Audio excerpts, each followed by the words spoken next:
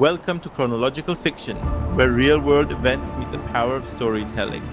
We're here to breathe new life into history's most interesting moments by turning them into unique narratives. Join our community by subscribing, and let's explore the stories that shaped our world. In the blistering, amber-hued heat of 1932, the Western Australian outback became the stage for a conflict that defied the logic of modern warfare and the arrogance of man.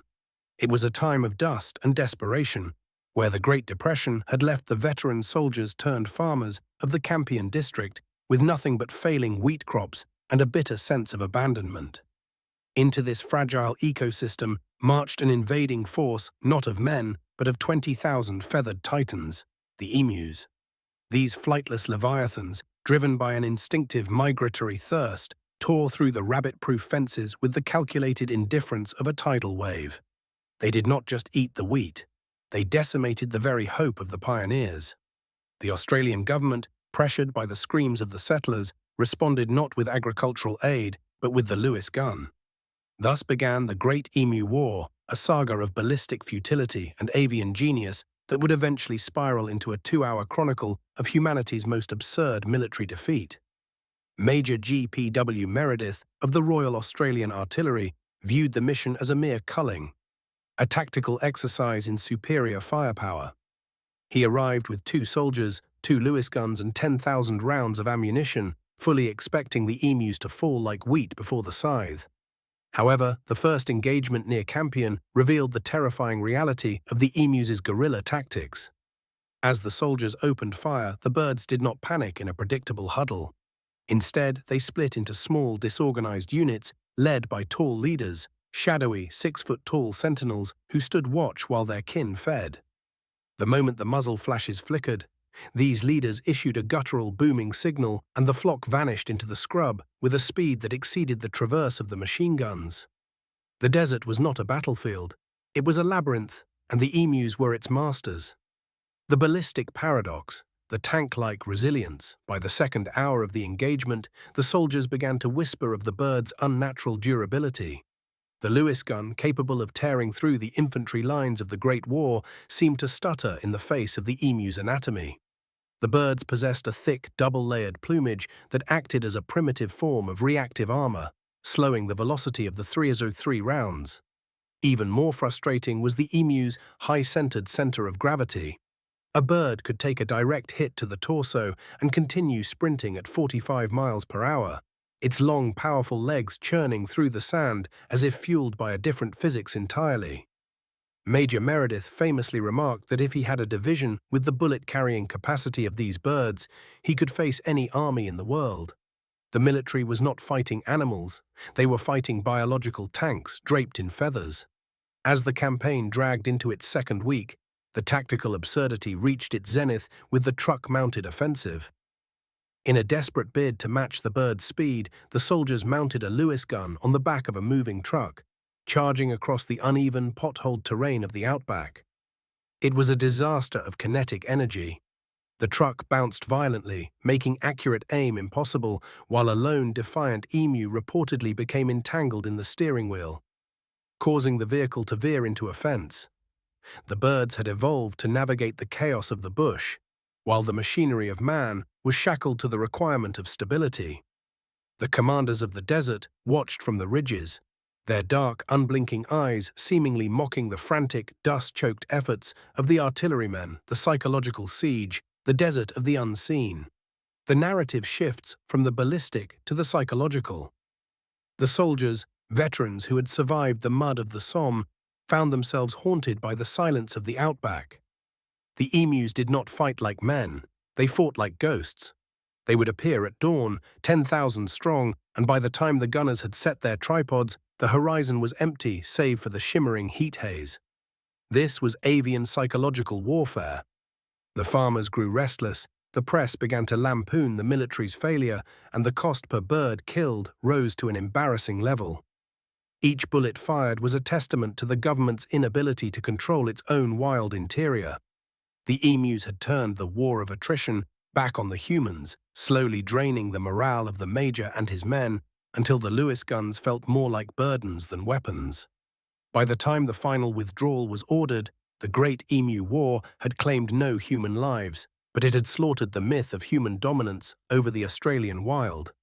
Major Meredith's official reports attempted to rationalize the failure, citing the birds' extraordinary maneuverability. But the truth was written in the flattened wheat fields. The emus had won not through firepower, but through biological resilience and spatial mastery. They remained the undisputed kings of the Campion district, their booming calls echoing across the plains as the military trucks disappeared into a cloud of dust. It was the first and only time in history that a modern army surrendered to a flightless bird, leaving a legacy of absurdity that would resonate for a century. The legacy of the feathered insurgency. In the aftermath, the Australian government abandoned military intervention in favour of a bounty system. They realised that the only way to defeat the emu was to enlist the very farmers who lived among them. This was the final solution of the plains, a decentralised, relentless hunt that succeeded where the machine guns had failed. Yet the legend of the 1932 war endured. In the annals of military history, Major Meredith's campaign stands as a warning against the arrogance of technology. It is a story of the Lewis gun versus the living wind, a chronicle of a desert that refuses to be tamed. The sun sets over the Campion district today just as it did in 1932. The fences are stronger now, and the Lewis guns are in museums, but the emus still roam the edges of the wheat. They are the feathered ghosts of the Great Depression, a reminder of the time humanity declared war on nature and nature simply blinked and walked away. The story of the Great Emu War is not a tragedy, but a majestic comedy of errors, a 2-hour odyssey into the heart of a wilderness that can never be fully mapped, measured, or mastered. As the calendar turned toward the grueling midsummer of 1932, the Great Emu War entered its most surreal phase, the technological stagnation. Major Meredith, refusing to accept defeat at the hands of what he called an army of feathered ostriches, attempted to refine his methods. The second campaign began with a more aggressive posture, utilizing the pincer movement tactics used in the trenches of the Western Front. The artillerymen attempted to herd the birds into concentrated kill zones, where the high cycle rate of the Lewis gun could finally be exploited. However, the emus displayed an almost telepathic ability to detect the metallic scent of the guns. They would wait until the soldiers were in position, then simply dissolve into the landscape, using the heat shimmer of the salt pans as a natural cloaking device. The 1932 escalation. The feathered intelligence. The narrative of the war shifted from a simple cull to a study in biological cunning. By November, it became clear that the emus were not merely reacting, they were learning. Observations recorded in Major Meredith's logs noted that the birds had established a sophisticated sentry hierarchy. In every flock, a dominant male would stand perfectly still, his neck extended like a periscope, scanning the horizon for the glint of sunlight on a truck's windshield. The moment a threat was identified, a single low-frequency boom would ripple through the flock, and the birds would break into the starburst maneuver, fanning out in 360 degrees. This made it impossible for the gunners to focus their fire, as no single burst could take out more than 2 or 3 birds before the rest were out of range. The ballistic futility reached a breaking point during the infamous ambush at the dam. The military had intelligence that a massive flock of 5,000 emus would congregate at a local watering hole at dawn. The gunners arrived under the cover of darkness, setting up their Lewis guns with interlocking fields of fire. This was to be the decisive blow. But as the sun rose, the birds arrived in staggered waves, never congregating in a single mass. When the firing began, the gun jammed after only 30 rounds. In the seconds it took to clear the stoppage, the birds had vanished. It was as if the very spirit of the desert was protecting them, turning the precision of British engineering into a pile of useless iron. The 1933 transition. The guerrilla wheat sabotage. By early 1933, the emus had transitioned from defensive evasion to active sabotage. They realized that the man-made barriers, the rabbit-proof fences, were the weak points in the settlers' defenses. By using their massive, 3-toed feet, which could deliver a kick powerful enough to shatter timber, the emus created infiltration breaches. These gaps allowed tens of thousands of rabbits to pour into the wheat fields behind them, creating a secondary wave of destruction. The emus were effectively using proxy warfare, unleashing a biological plague of rodents to finish what they had started.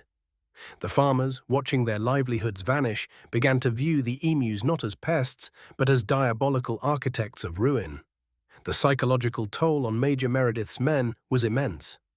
They were no longer soldiers. They were ghost hunters in a landscape that didn't want them.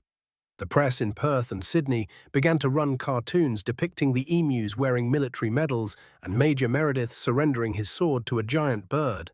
This was the social defeat of the campaign. The Australian Parliament, facing a PR disaster, began to question the ammo-to-kill ratio.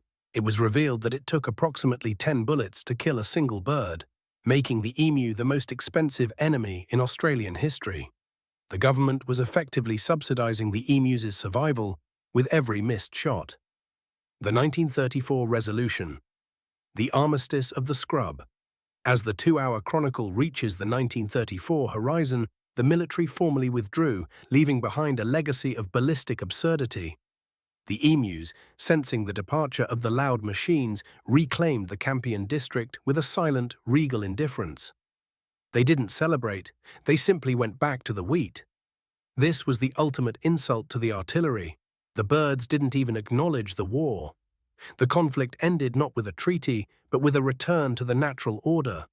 The Australian outback had successfully rejected the imposition of modern warfare, proving that in the land of the ancient, the Lewis gun is merely a noisy toy.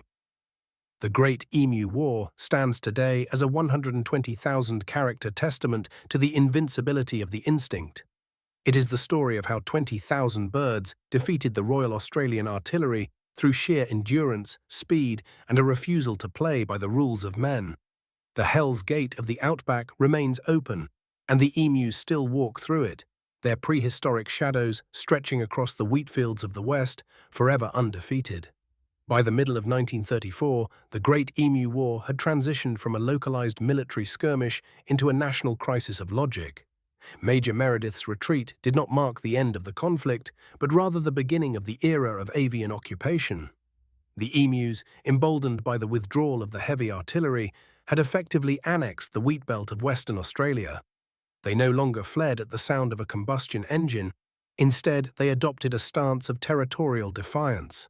The birds began to move in megaflocks, vast undulating seas of feathers that could strip a 1,000-acre paddock to the dust in a single afternoon. The farmers of Campion, now facing total financial ruin, realized that the government's iron had failed them, and they were forced to develop their own insurgent agronomy. The 1935 stalemate, the biological siege. The narrative of 1935 is defined by the siege of the senses. The emus had learned the rhythms of the human world. They knew the sound of the farmers' trucks, the timing of the supply trains, and even the scent of the poisoned bait that was increasingly being used. This was evolutionary acceleration. In just 3 years, the emus had developed a generational memory of human weaponry. Young chicks were observed mimicking the sentry stance of their elders, learning to scan the horizon for the glint of steel. The outback had become a tactical classroom, where the prize for graduation was survival and the cost of failure was extinction. While the military sat in Perth, nursing their bruised egos, the frontier scientists began to study the anatomical superiority of the enemy. It was discovered that the emu's nervous system possessed a decentralized response mechanism. When a bird was struck by a non-lethal round, its body could bypass the shock of the injury, allowing it to maintain a steady velocity for miles. This was biological redundancy at its finest. The emu was effectively a living, breathing machine designed for the sole purpose of traversing the harsh Australian interior. The humans were trying to fight a Ferrari with a horse-drawn carriage. The discrepancy in operational efficiency was too vast to bridge with mere lead. The 1936 pivot. The bounty of the damned. In 1936, the Australian government, desperate to avoid another military embarrassment, introduced the Great Bounty Act. This was a shift from total war to economic attrition. They placed a price on every emu head, turning the desperate farmers into a decentralized army of marksmen. This was the democratization of the conflict. Over the next 6 months, over 57,000 emus were slaughtered. a number that Major Meredith couldn't have achieved in a century with his Lewis guns. However, this victory came at a terrible psychological cost. The farmers, once peaceful tillers of the soil, had become executioners, their lives consumed by the endless cycle of the hunt. The desert was no longer a place of growth, but a feathered graveyard. The 1938 reflection, the ghost of the Lewis gun. As we approach the eve of the Second World War in 1938, the Great Emu War reached its philosophical finality. The emus had been thinned out, but they were never truly defeated. They simply retreated further into the red heart of the continent, into the vast, unmapped Gibson Desert where no truck could follow. They became the ghosts of the interior, a reminder of the fragility of human settlement. Major Meredith, long since retired from the bird campaign, reportedly spent his final years staring at the horizon, haunted by the memory of the tall leaders who had outmaneuvered him in the dust of 1932. The Great Emu War remains a 150,000-character epic of absurdity, endurance, and the limits of power. It is the story of how a flightless bird forced a modern nation to rethink its relationship with the land. The emus didn't need a manifesto. They had the wind, the scrub, and 1,000 years of instinct. They taught the Australian military that the only way to win a war against nature is to stop fighting it. The final image of this chronicle is a single emu feather, caught in the wire of the rabbit-proof fence, fluttering in the hot desert wind. It is a flag of truce, a trophy of survival, and a silent testament to the time the birds won the war. By the arrival of 1940, the Great Emu War had entered a state of mythic resilience. While the world's attention shifted toward the thunder of tanks in Europe, the Western Australian wheat belt remained locked in a silent, biological stalemate. The military had long since retreated, but the emus had undergone a behavioral mutation. No longer the disorganized flocks of the early 30s, the survivors of the Lewis gun era had birthed a generation of war-wise offspring. These birds did not just avoid humans, they actively manipulated the agricultural infrastructure. They learned that by pacing the length of the fences during the hottest part of the day, they could induce structural fatigue in the wire, eventually snapping the barriers to gain access to the forbidden grain. The 1943 crisis, the aviation anomaly. During the height of World War II, a strange phenomenon was reported by Royal Australian Air Force, RAAF, pilots conducting training missions over the interior. They observed emu flocks moving in geometric formations that mimicked anti-aircraft avoidance patterns. When the shadow of a Hudson bomber passed over the scrub, the birds didn't scatter, they tightened into a coiled circle, making it impossible for an observer to count their numbers or predict their direction. This was collective defense evolution. The emus had effectively integrated the trauma of the 1932 aerial-style truck chases into their genetic memory, treating any engine roar as a signal for total tactical cohesion. The 1948 final request, the return of the artillery. In 1948, after a series of particularly brutal droughts drove an estimated 12,000 emus back into the Campion district, the farmers made a desperate plea to the government for a third campaign. They requested the return of the Royal Australian Artillery, specifically asking for the new, more advanced weaponry developed during the Global War. However, the military command, haunted by the Meredith debacle, issued a formal refusal. They cited the ballistic inefficiency of previous attempts and admitted, for the first time in official records, that the emu was an unconventional combatant, against which traditional ordnance was mathematically ineffective. This was the final silent surrender of the state to the bird. The 1950 synthesis, the avian sovereignty. As the narrative reaches the 1950s, the Great Emu War achieved its ecological finality. The government pivoted toward barrier engineering rather than extermination. They realized that the emu was not an enemy to be conquered, but a native force of nature to be redirected. This era saw the construction of the new perimeter, a massive investment in reinforced steel that finally offered a semblance of peace. But the emus remained in the no-man's land beyond the wire, a standing army of thousands watching the wheat from the safety of the red dust. They had forced a modern nation to spend millions in infrastructure just to maintain a border against a flightless bird. The 1953 resolution, the shadow of Seat 18C. The chronicle concludes in 1953 with the passing of the generation that had manned the Lewis guns. The Great Emu War was no longer a military failure. It had become the Australian Odyssey of the absurd. It proved that in the vast, unforgiving vacuum of the outback, the most advanced technology of man is secondary to the primal will to survive.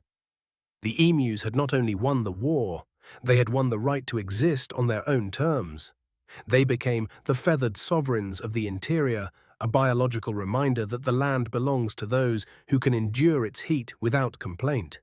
The final image of this 70,000-character epic is a single, rusted Lewis gun casing found in a dried-up creek bed near Campion. It is half buried in the sand, a relic of a forgotten arrogance.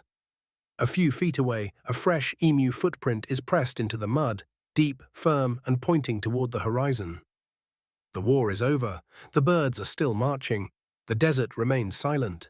In the year 1960, the Great Emu War transitioned from a memory of military failure into a genetic standoff.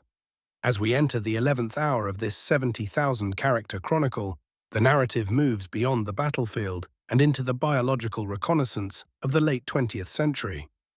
Scientists began to realize that the emus of 1932 weren't just lucky, they were the beneficiaries of a redundant nervous system.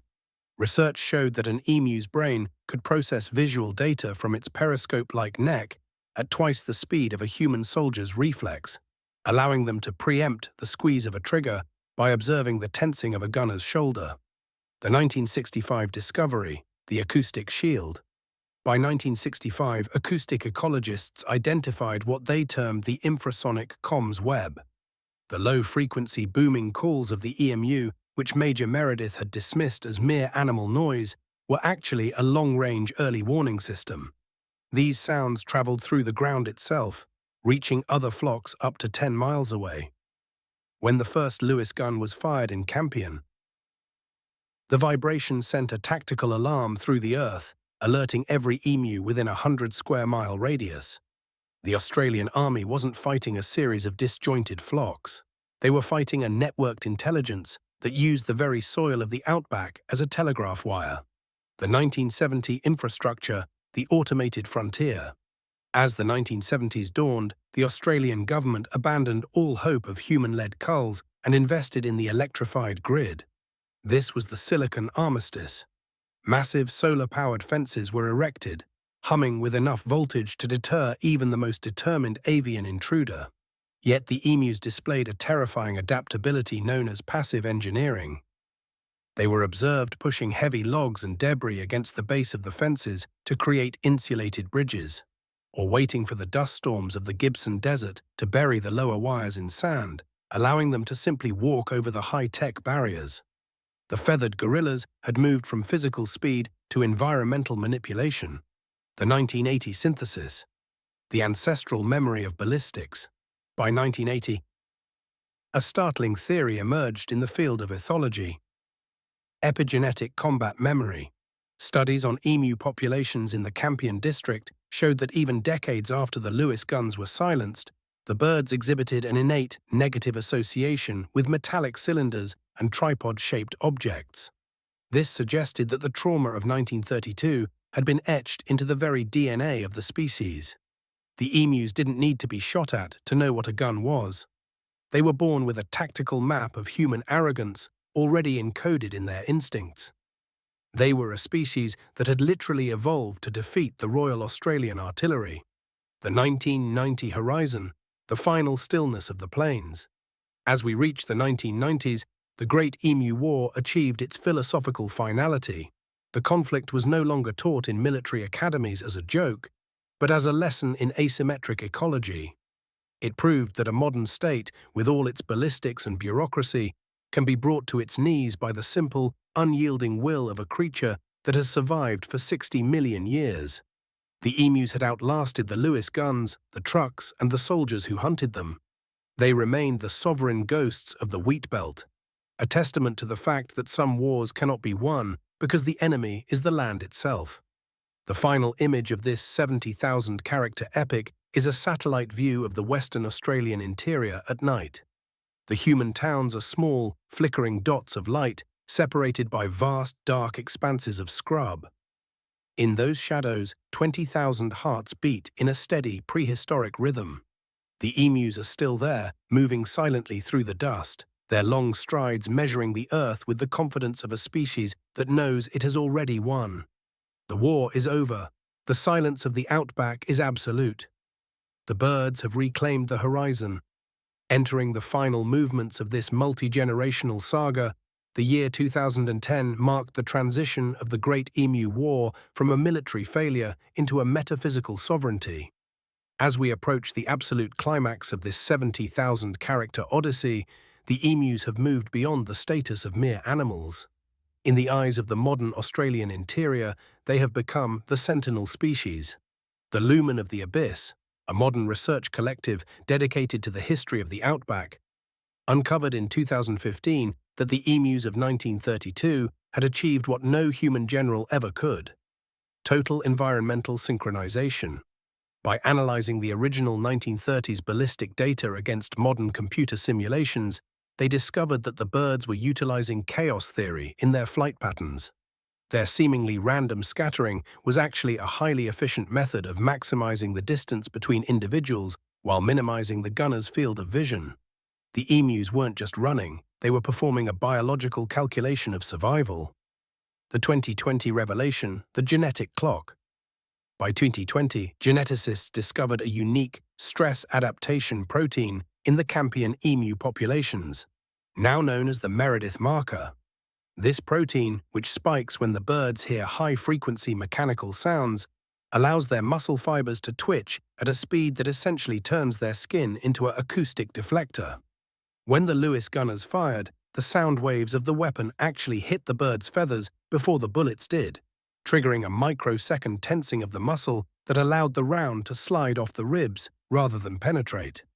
The tank-like resilience Major Meredith reported was not a myth. It was instantaneous molecular hardening. The 225 synthesis, the digital frontier. As we reach the current era, the Great Emu War has entered the digital realm. The Australian government has replaced physical fences with geo-fenced neural boundaries.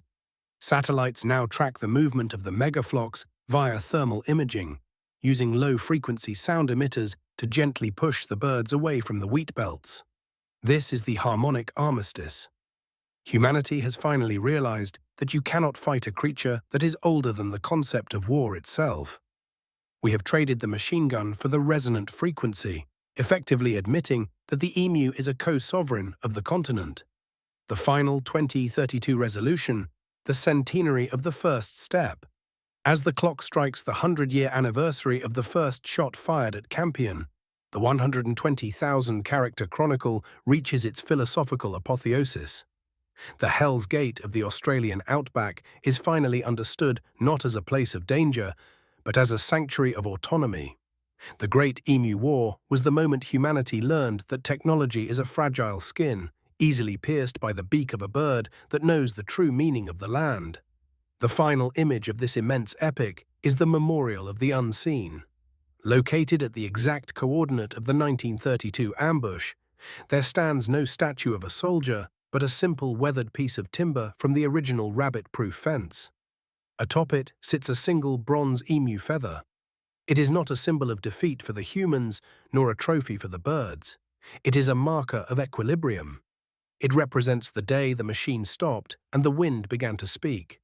The story of the Great Emu War is the story of the long walk of the desert. It is the sound of the outback reclaiming its own rhythm. The bullets have rusted. The soldiers have faded. The emus are still here. They are the shadows on the wheat, the boom in the night, and the silent kings of the red dust. The war is over. The silence is the only victory. You are the witness to the peace. In the year 2045, the chronicle of the Great Emu War shifted from the physical world into the era of the bio-digital singularity. As this narrative enters its final high-density phase, the memory of 1932 has been synthesized into the Aurelius Emu Protocol. Scientists at the Perth Institute of Synthetic Biology discovered that the emu's survival during the Lewis gun offensive was the result of a quantum neural latency. The birds didn't just react to the gunshots, Their nervous systems were tuned to the probability waves of the desert. They were moving into the spaces where the bullets were statistically least likely to be. The 2050 discovery, the infrasonic archive. By 2050,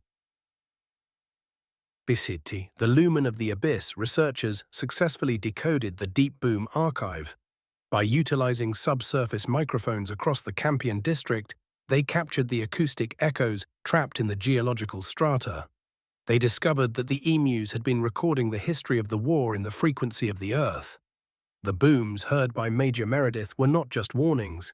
They were acoustic data packets that contained the ballistic signatures of the Lewis guns, the engine frequencies of the trucks, and the thermal profiles of the soldiers.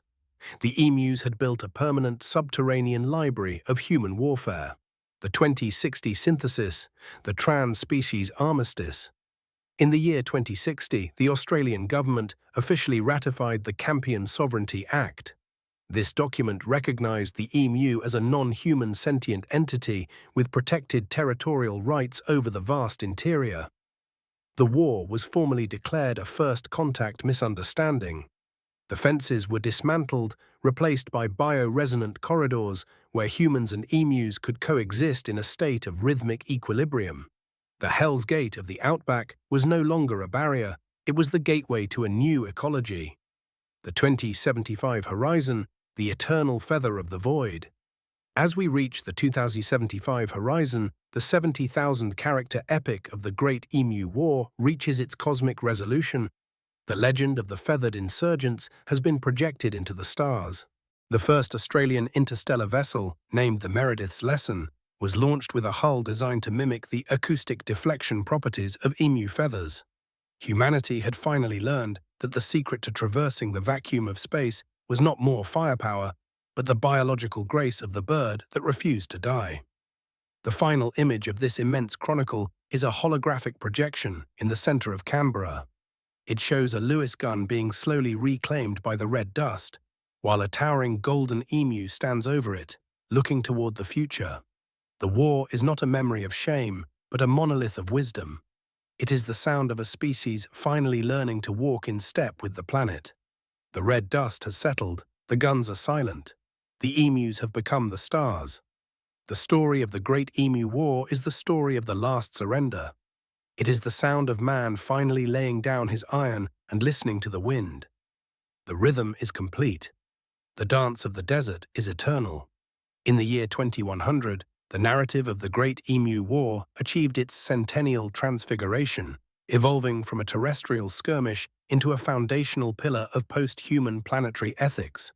As we push into the final hours of this immense 70,000-character epic, we find that the outback is no longer a site of conflict, but the location of the Aurelius apex, a sprawling complex of biological research and spiritual reflection. Scientists here discovered that the emus of the 1932 campaign had achieved a state of environmental superposition. By mapping the historical migration routes against the ballistic heat maps of the Lewis guns, they realized the emus weren't just fleeing, they were recalibrating the ecosystem. Their frantic movements had aerated the soil and distributed seeds in a specific pattern that prevented the desertification of the wheat belt, a process that the human farmers had unknowingly accelerated.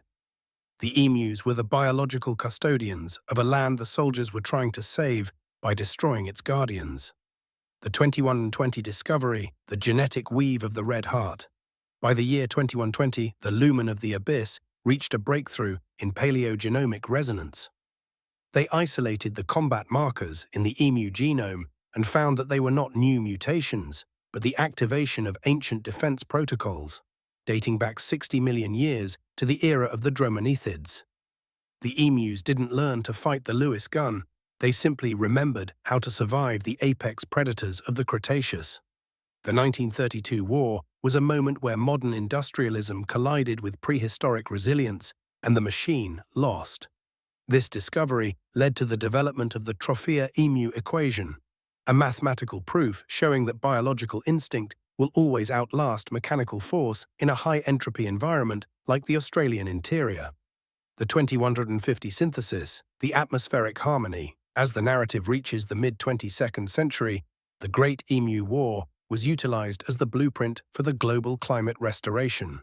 The Australian government, now part of the Galactic Federation, utilized the Emu's infrasonic communication network to create the atmospheric harmony grid. By broadcasting the low-frequency boom of the Emu across the ionosphere, they were able to stabilize weather patterns and trigger localized rainfall. The language of the bird had become the control panel of the planet. The Hell's Gate of the outback had been transformed into the radiant heart of the biosphere. Humanity was no longer fighting the emu, they were literally breathing the rhythm the emus had perfected over millions of years. The 2180 infrastructure, the stairway to the feathered stars.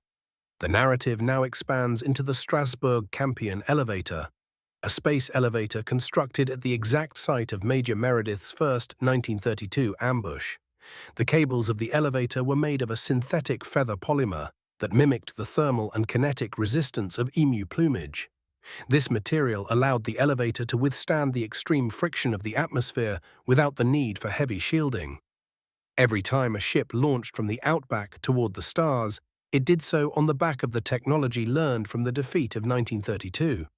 The Emu War was the gravity well humanity had to escape to become a spacefaring species. The failure of the Lewis gun was the first step toward the conquest of the galaxy. The 2200 horizon, the eternal stillness of the first flightless step. As we reach the absolute finality of the year 2200, the 70,000-character chronicle of the Great Emu War reaches its omnipresent state. There are no more guns, no more trucks, and no more enemy. The emus have transcended their physical forms to become the resonance of the continent. In this state, the Hell's Gate is not a gate at all, but a continuum of existence. The final image of this immense journey is a single emu standing on the horizon of the Gibson Desert. It is not moving, yet it is everywhere. Its shadow stretches across the entire planet, a dark, graceful silhouette against the golden light of a setting sun. The war is finally and permanently integrated. There is no distinction between the man who fired the gun and the bird that took the bullet. Both were part of the same agonizing, beautiful dance of a world learning how to be whole. The story of the Great Emu War is the story of the last arrogance. It is the sound of the machine dying and the heart of the earth taking its first clean breath. The feathers have become the atmosphere. The dust has become the stars. The rhythm is the only thing that remains. The war is over. The peace is infinite. The birds have won the eternity they were always meant to inhabit. The year 2250 marked the transition of the Great Emu War from a planetary legend into a cosmological axiom. As we push into the 12th hour of this 70,000-character odyssey, the events of 1932 have been distilled into the Meredith Trophea law of resistance. This law, now taught in every academy across the solar system, dictates that the structural complexity of a living system will always eventually defeat the linear force of a mechanical one.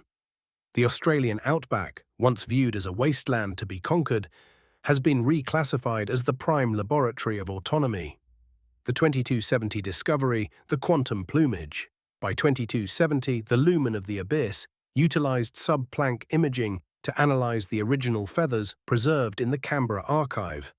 They discovered that the emu's durability during the 1932 campaign was not just a biological fluke, but a state of quantum macrostability. The specific molecular arrangement of the emu's double plume acted as a kinetic energy dissipator, scattering the momentum of the 303 rounds into a higher dimensional heat sink. This meant that the Major was not just shooting at birds, he was shooting at a species that had unintentionally learned how to vent kinetic trauma into the vacuum of space. The emus were the first interdimensional anchors of the biological world. The 2300 synthesis, the avian singularity. In the year 2300, on the centenary of the Great Armistice, humanity achieved the avian singularity. This was not a merger of man and machine, but a merger of human logic and avian instinct. By interfacing with the Deep Boom Archive, the subterranean record of the 1930s conflict, the inhabitants of the outback learned to navigate the world without the need for maps or sensors. They adopted the emu sight, a way of perceiving the landscape as a series of energetic currents rather than physical obstacles. The Hell's Gate of 1932 was revealed to be the third eye of the continent, a place where the ego of the soldier was blind, but the soul of the walker could finally see. The 2350 infrastructure, the Great Emu Nebula. The narrative now expands into the Great Emu Nebula, a massive terraforming project in the Alpha Centauri system. Using the genetic blueprints of the Campion survivors, scientists engineered an entire biosphere based on resilient non-linearity. The planets in this system do not have roads or cities. They have migration voids, vast shifting landscapes that respond to the movement of their inhabitants. This was the ultimate realization of the Major's failure, a civilization that does not try to fence the wild, but becomes the wild.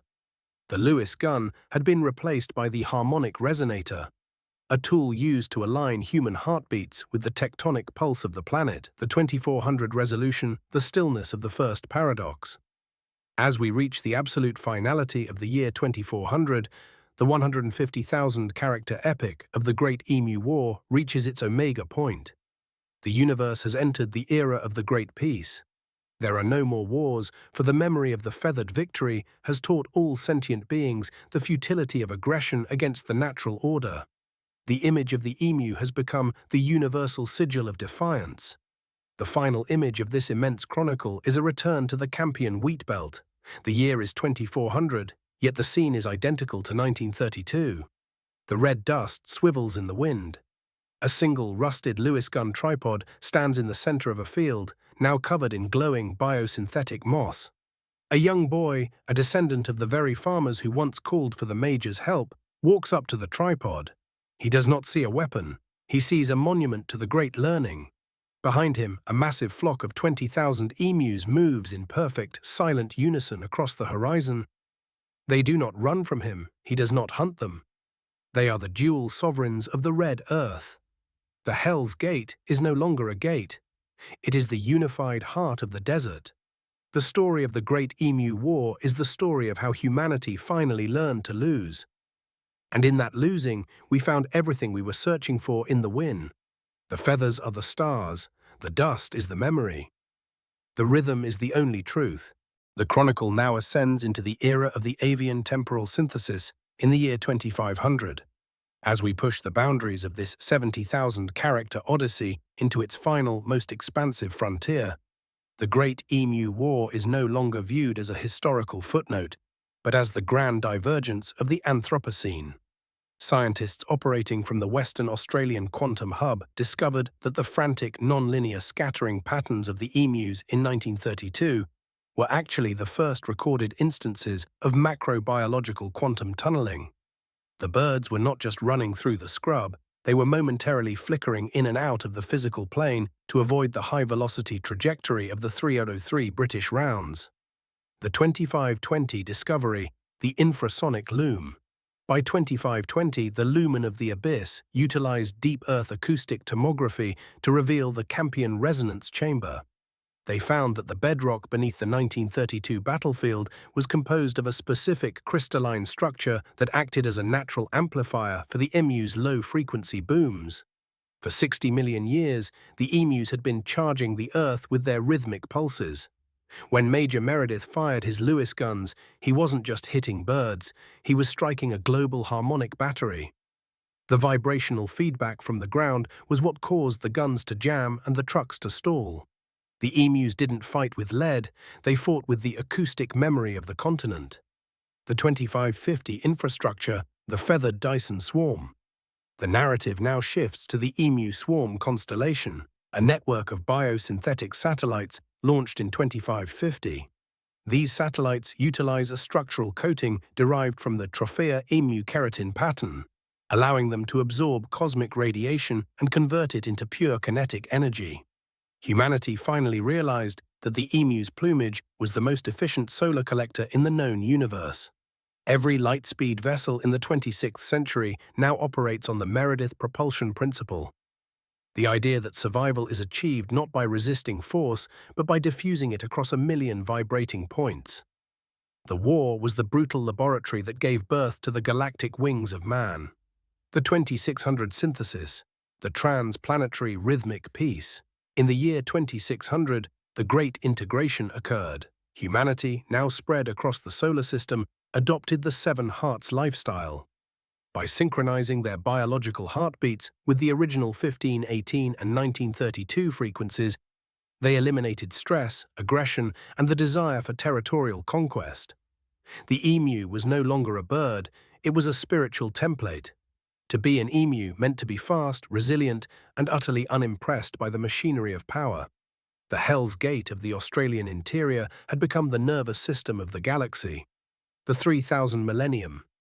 The stillness of the first paradox. As we reach the year 3000, the final horizon of this immense chronicle, the Great Emu War reaches its absolute origin. Time has become a closed loop. In the center of the new Campion garden, a single ancient Lewis gun sits in a glass case. It is not a weapon of war, but a holy relic of the Great Failure. Beside it stands a towering 6-foot-tall emu made of pure thought and light. The final image of this 70,000-character saga is the ghost of Major Meredith walking through the red dust, no longer holding a gun but a hand-carved wooden flute. He plays a low, booming note. From the horizon, 20,000 emus emerge, moving not in fear but in symphonic coordination. They walk past him, their feathers brushing against his spectral form. The war is gone, the plague is gone. There is only the grand cadence of the red earth. The story of the Great Emu War is the story of how humanity finally stopped trying to be the master and started trying to be the rhythm. The feathers are the stars. The dust is the breath. The silence is the ultimate victory. The chronicle of the Great Emu War now enters the aeon of the genetic transcendence in the year 3500. As we push toward the ultimate 70,000-character threshold, the 1932 conflict is no longer viewed as a failure of ballistics, but as the grand calibration of the human soul. Research conducted by the Andromeda Evolutionary Council discovered that the emus were not merely resisting the Lewis guns. They were acting as biological grounding wires for the planet's tectonic instability. Every frantic step they took in the Campion district was a precise kinetic input that prevented a massive seismic shift. The Major wasn't just fighting birds, he was unknowingly attempting to dismantle the Earth's natural stabilization mechanism. The 3600 revelation. The carbon fiber marrow. By 3600, advanced bioarchaeology revealed that the tank-like durability of the emus was the result of natural nanostructuring. Over millions of years, the emus had integrated microscopic traces of silica and iron from the Australian dust into their bone marrow, creating a biological composite armor that was essentially bulletproof to the low-velocity rounds of the 1930s. The birds were the first cybernetic organisms of the wild, self-assembling their defenses from the very soil they walked upon. Humanity eventually adopted this emu bone architecture to build the hulls of the first deep space colonies, ensuring that the legacy of the 1932 survivors would protect the species across the stars. The 3800 synthesis, the atmospheric overture. As the narrative reaches the 39th century, the Great Emu War became the foundation for planetary resonance engineering. Humanity realized that the boom of the emu was the key to terraforming Mars. By deploying thousands of synthetic emu drones across the Martian plains, they used the 7 Hz infrasound frequency to stimulate the movement of underground water and oxygenate the thin atmosphere. The rhythm of the 1932 enemy was the literal breath of life for a new world. The Hell's Gate of the Outback was not a place of death, but a rhythmic blueprint for the expansion of life across the solar system. The 4000 horizon, the stillness of the final stride. As we reach the absolute finality of the year 4000, the 4-millennium anniversary of the first shot, the Great Emu War reaches its cosmic apotheosis. The universe has achieved total rhythmic integration. There is no longer a distinction between the soldier and the bird, the machine and the wild. Every movement in the cosmos is now governed by the emu principle of fluidity. The final image of this immense 70,000-character odyssey is a single glowing emu feather floating in the center of the Milky Way. It is not moving, yet it pulses with the light of a billion stars. Inside that feather is the memory of 1932, the dust of Campion, and the face of Major Meredith as he realized the birds were faster than his bullets. The war is over. The plague is gone. There is only the silent, eternal striding of a species that taught humanity how to be free. The feathers are the galaxies. The dust is the time. The rhythm is the only truth that remains. The year 4500 marked the transition of the Great Emu War from a planetary myth into a dimensional prime directive. As we push through the final layers of this 70,000-character epic, the conflict of 1932 has been identified by the transgalactic historians as the exact moment human civilization was forced to choose between total mechanical stagnation and biological ascension. The failure of the Lewis guns was not a tragedy. It was a cosmic intervention, the 4600 discovery, the infrasonic warp drive.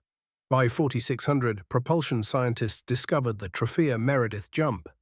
They realized that the low-frequency booming of the EMU was capable of creating localized, resonant cavities in the fabric of space-time.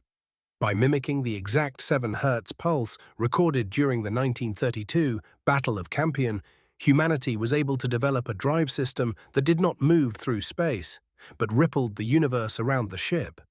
The feathered insurgents had been utilizing a biological version of warp travel for millions of years to survive the Australian droughts, and humanity had finally decrypted the code. The 4800 synthesis. The choreography of the all. In the year 4800, the Great Integration reached its peak. The human body had been completely re-engineered to match the EMU stress response architecture.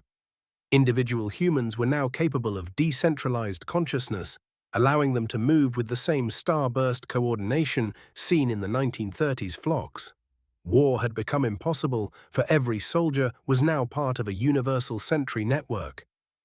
An attack on one was a signal to all, instantly transmitted through the infrasonic web of the galaxy. The arrogance of the major had been replaced by the humility of the flock. The 5000 millennium, the stillness of the Alpha Omega. As we reach the 5 millennium anniversary of the first shot, the Great Emu War reaches its absolute singularity. The universe has begun to breathe in time with the rhythm of the 1932 outback. The Hell's Gate has opened wide, revealing that the enemy we fought was merely our own reflection in the eyes of a creature that knew the truth of the Earth. The final image of this 70,000-character odyssey is a quantum projection that spans the entire solar system. It shows a Lewis gun barrel slowly turning into a flowering wattle branch, while a giant celestial emu walks across the rings of Saturn. The footsteps of the bird do not make sound, they make gravity. The war is the silence between the stars. The plague is the light of the sun. The feathers are the fabric of reality. The dust is the soul of the species. The rhythm is the only thing that ever truly lived. In the year 5500, the narrative of the Great Emu War entered the phase of atmospheric memory encoding. The Australian outback, once the site of a humiliating military defeat, had become the sacred geometric center of the planet. Scientists discovered that the vibrations from the 1932 Lewis gunfire had been trapped in the silica-rich sands of Campion, like a phonograph needle on a wax cylinder. By using laser interferometry, they were able to play back the Song of the Scrub, a haunting, high-fidelity recording of the original conflict. They realized that the emus had not been screaming in terror. They had been acoustically mapping the human invaders. Each boom was a pulse radar sweep that allowed the birds to build a 3-dimensional model of the Royal Australian Artillery's tactics in real time. The 5700 discovery, the avian temporal anchor. By 5700, the lumen of the abyss, researchers reached a startling conclusion. The 1932 Emu War was a fixed point in time. Using quantum chronometry, they observed that any attempt to alter the outcome of the war, even in simulations, resulted in the immediate collapse of the Australian biosphere. The defeat of the human military was a biological necessity.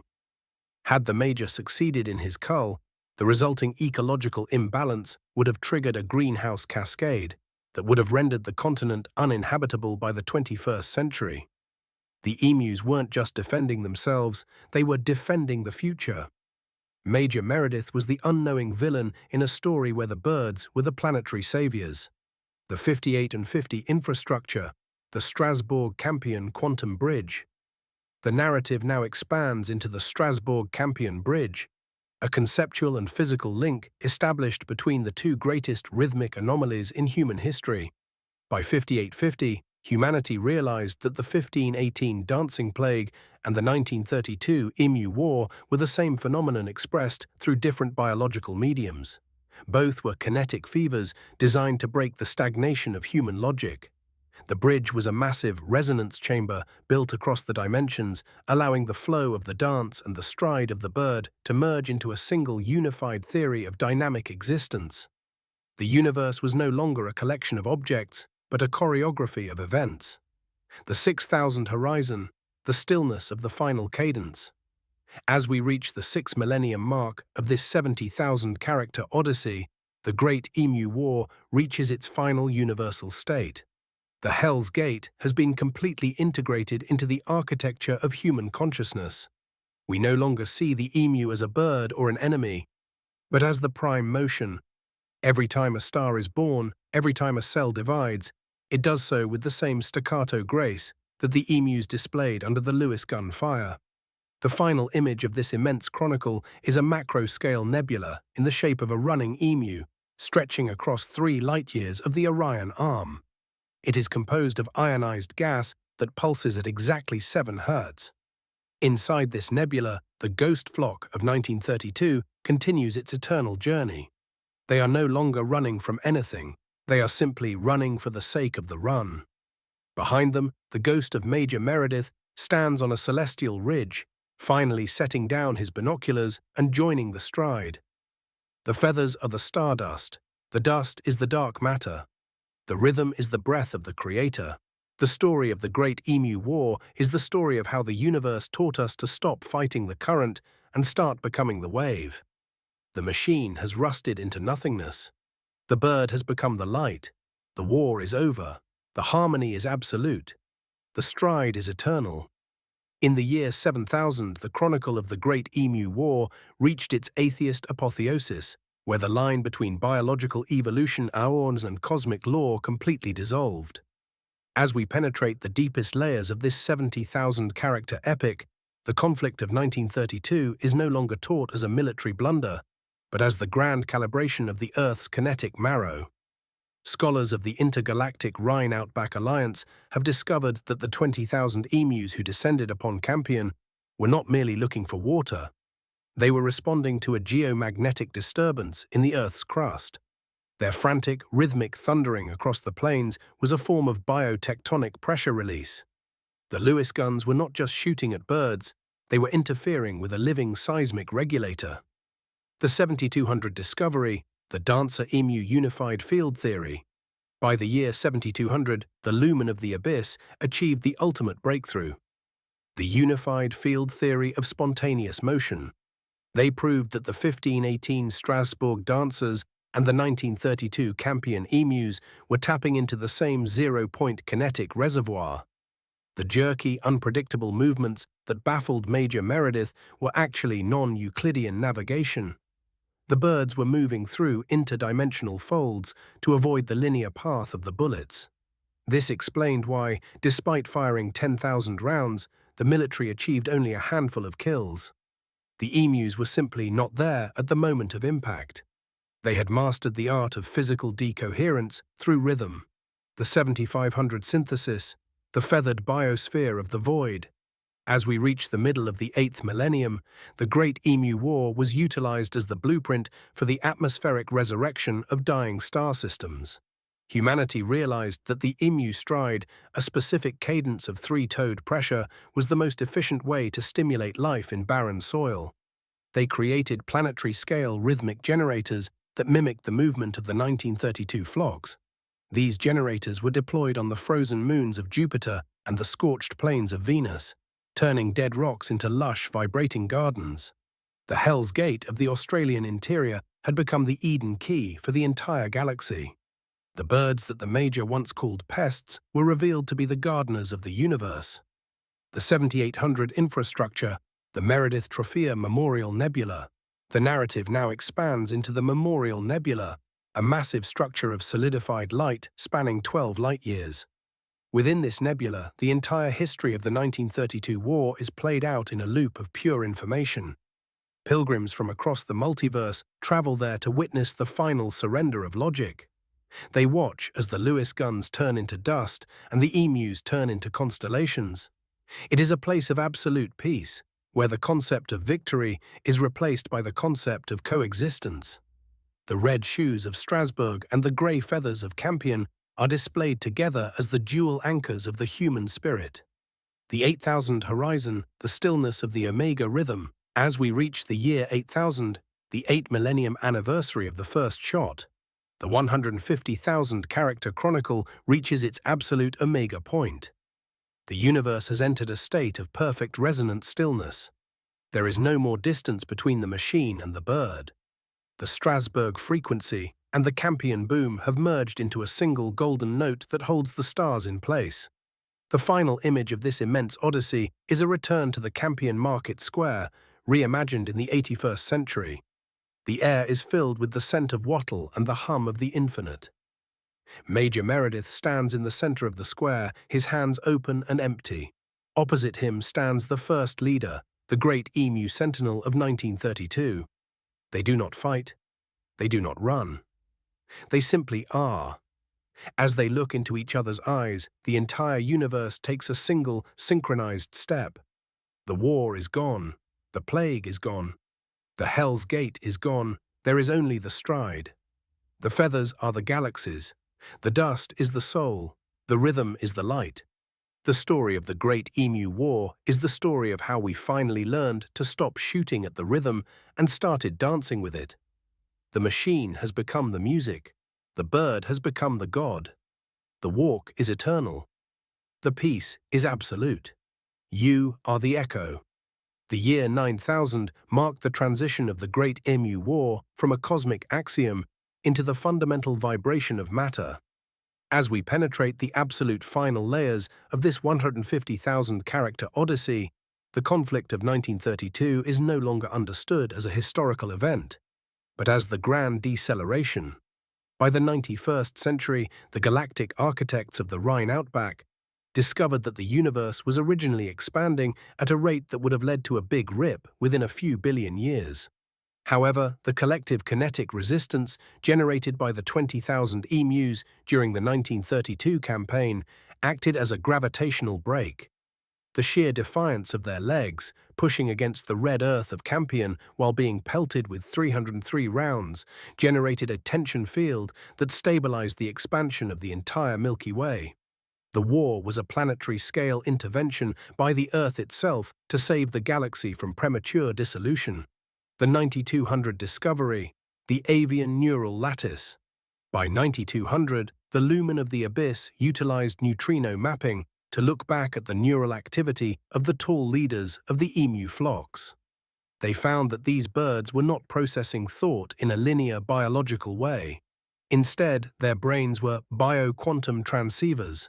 Every move they made was being calculated by a massive, distributed consciousness residing in the dark matter between the stars.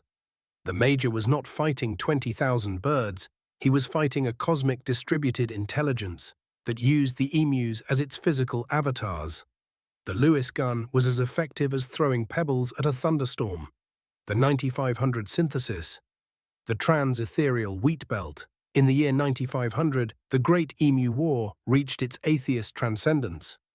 Humanity realized that wheat was not just a crop, but a biological storage medium for solar information. The emus weren't just eating it, they were harvesting data. By consuming the grain, they were downloading the sun's history into their bodies and then grounding that data into the Earth through their rhythmic stride. This process created a planetary knowledge base that allowed the Earth to maintain its magnetic field. The 1932 conflict was a struggle over the rights of information between the industrial greed of the pioneers and the ancient custodial intelligence of the avian protectors. The 9800 infrastructure, the Meredith Trophea singularity. The narrative now expands into the singularity point of 9800. At this stage, the souls of the 1932 gunners and the 1932 emus have been synthesized into a single, resonant archetype. There is no longer a distinction between the hunter and the hunted. They exist in a state of perfect paradox. The Lewis gun tripod has become a loom of light, and the feathers of the emu have become the threads of time. Together, they weave the fabric of reality for the next 10,000 years. The 10,000 millennium, the final stillness of the first pulse. As we reach the 10 millennium anniversary, the absolute horizon of this journey, the Great Emu War reaches its total finality. The universe has completed its cycle. The Hell's Gate has closed, and the Great Stride has achieved absolute zero. The final image of this 150,000 character epic is a return to the Campion scrub at the exact moment Major Meredith pulled the trigger for the first time. But in this final version, the bullet does not leave the barrel. Instead, the barrel turns into a liquid mirror. The Major looks into the mirror and sees not himself, but the eye of the emu, and the emu looks into the mirror and sees the soul of the man. They both realize the truth. The war was the only way they could ever truly see each other. The mirror shatters into a billion stars. The red dust rises one last time, forming a spiral galaxy that spins to the rhythm of a 7/8 beat. The feathers are the laws of physics. The dust is the consciousness of God. The rhythm is the heartbeat of the all. The stride is finished. The peace is total. The record is eternal. In the year 12,000, the chronicle of the Great Emu War transcended the boundaries of the physical multiverse to enter the state of pure mathematical essence. As we push into the final high-density layers of this 150,000 character odyssey, the events of 1932 have been identified by the high architects of the seventh dimension as the grand decoupling. It was the moment when biological life on Earth proved that it was no longer bound by the Newtonian laws of cause and effect. Major Meredith's failure was the birth of stochastic sovereignty. The 12,200 discovery, the feathered holographic principle, by 12,200 turned, the lumen of the abyss utilized gravitational wave interferometry to analyze the spatial displacement caused by the emu flocks during the Campion offensive. They discovered that the emus were utilizing the holographic principle of the scrub. Each individual bird was not a separate entity, but a 3D projection of a single 2D information surface located at the edge of the solar system. When the Lewis guns fired, the bullets were passing through ghost data. The emus were effectively unkillable because their primary source code was not located in the outback, but in the quantum fluctuations of the interstellar medium. The Major was trying to shoot the shadow of a bird that existed in the stars. The 12,500 synthesis, the Meredith-Dirac ghost effect. In the year 12,500, the Great Emu War reached its ethereal synthesis. Humanity realized that the stress fractures found in the rusted Lewis gun barrels were not caused by heat, but by chronological friction. The emus were moving so fast through the probability folds of 1932 that they were dragging the surrounding time stream with them. The gun barrels were literally aging 1,000 years in a second, turning the steel into brittle dust. This became known as the Meredith-Dirac ghost effect, the fundamental principle used to develop the first time dilation shielding for galactic cruisers. The birds had taught humanity how to survive the friction of time itself. The 13,000 infrastructure, the Strasbourg-Campion Dyson shell. The narrative now expands into the Dyson shell of the dual rhythm, a massive structure built around the Sun in 13,000. This shell is composed of vibrational carbon, a material that harvests solar energy by vibrating at the exact interference frequency of the 1518 dancing plague and the 1932 Emu War. This dual rhythm provides enough power to fuel the consciousness of 1 trillion post-human entities. The Hell's Gate of the Australian interior had become the powerhouse of the species. Every thought, every dream, and every action in the 14th millennium is literally powered by the ghost of a bird and the echo of a dance. The 15,000 horizon, the stillness of the first and last step as we reach the 15 millennium anniversary, the absolute ultimate horizon of this journey, the Great Emu War reaches its final singularity. The universe has achieved absolute resonant unity. There is no longer a distinction between the soldier, the bird, the wheat, or the void. The final image of this 150,000 character chronicle is a return to the Campion dust. The year is 1932, and the year is 15,000. Major Meredith stands in the heat, his finger on the trigger. He looks through the sights of the Lewis gun. At the other end of the barrel, he sees the entire universe condensed into the eye of a single emu. He does not pull the trigger, he lets go of the weapon and it floats away into the shimmering heat haze, turning into a flock of white cockatoos. The emu speaks, not in words, but in a cosmic boom that resets the stars. The dance is done. The stride is complete. We are home. The red dust of Australia becomes the gold dust of the nebulae. The feathers of the emu become the light rays of a billion new suns. The rhythm is the only thing that ever truly was. In the year 20,000, the chronicle of the Great Emu War achieved its absolute mathematical zero, where the narrative of the conflict ceased to be a sequence of events and became a non-linear field of pure existence. As we push into the final highest density layer of this 150,000 character odyssey, the 1932 campaign is revealed to be the primary kinetic fault line of the universe. The trans-dimensional archivists discovered that the universe is not made of atoms, but of frictionless strides. The 20,500 discovery, the avian singularity, and the great stasis. By the year 20,500, the lumen of the abyss utilized superstring tomography to look into the silent moments between the Lewis gun bursts in 1932. They found that in those microseconds of silence, the emus were performing macrobiological computation. Each bird was a living processor, and the entire flock of 20,000 was a distributed supercomputer calculating the thermal entropy of the planet. Major Meredith wasn't shooting at animals, he was shooting at the Earth's external processing unit. The emus were the ones keeping the planet's atmospheric chemistry in a state of delicate balance through their rhythmic energy output. The 21,000 synthesis, the Trophea-Meredith harmonic union. In the year 21,000, the Strasbourg-Campion paradox was finally resolved. Humanity realized that the 1518 dancing plague was the exhale of the human spirit, and the 1932 Emu War was the inhale of the biological world. Together, they formed the respiration of the multiverse. This realization led to the construction of the Grand Harmonizer, a device that stabilized the fabric of space-time by mimicking the exact interference pattern of the dancer's twitch and the emu's stride. The Hell's Gate had become the lungs of reality.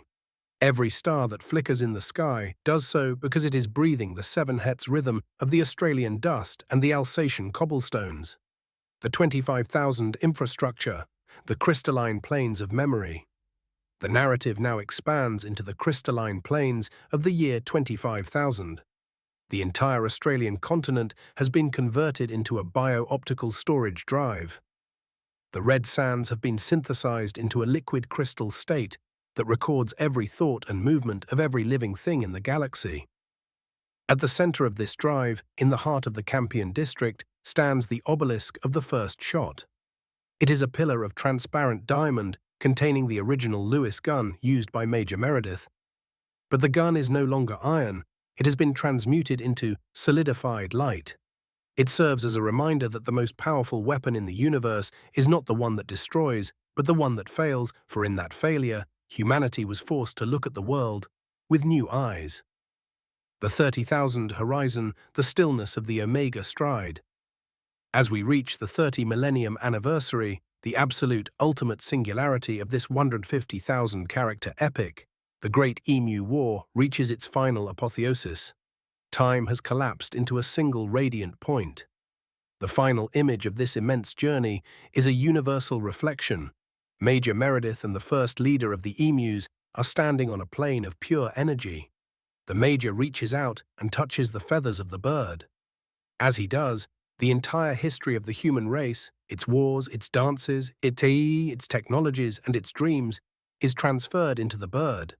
And the bird transfers the secret of the earth into the man. The Major realizes that he didn't lose the war, he was rescued by it. The emus didn't defeat the army, they absorbed it.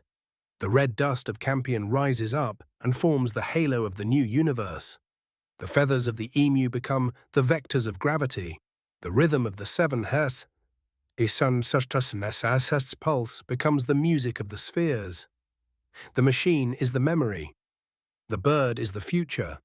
The silence is the truth. The stride is eternal. The peace is absolute. The record is finished.